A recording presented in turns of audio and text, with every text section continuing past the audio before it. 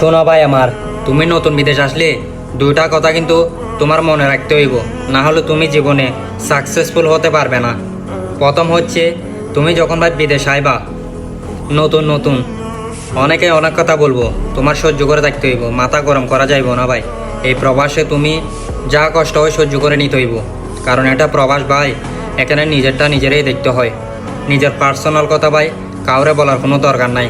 কারণ কেন জানো, যতই আপন হোক, এই প্রবাস আসছো বন্ধু বান্ধব বানাইছ, যতই আপন হোক দোকানের কর্মচারীদের সাথে, কিন্তু কখনো পার্সোনাল কথা বলবে না, তোমার সমস্যা হইব ভাই।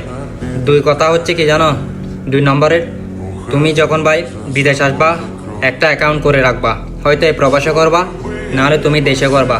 তোমার ভাই যেন পরবর্তী না গিয়ে 5-6 বছর বাদে মনে করো তুমি বলবো আমার টাকা নাই, কি করলাম, সব পরিবারকে দিয়ে দিলাম, এরকম বলা ভাই কোনো লাভ নাই। এরকম বইলা তুমি কারোর দোষ দিতে পারবে না, সেটা হচ্ছে তোমার দোষ হইব। কারণ তুমি ভাই টাকা খরচা করছো, তুমি রাখতে জানো নাই, ঠিক আছে।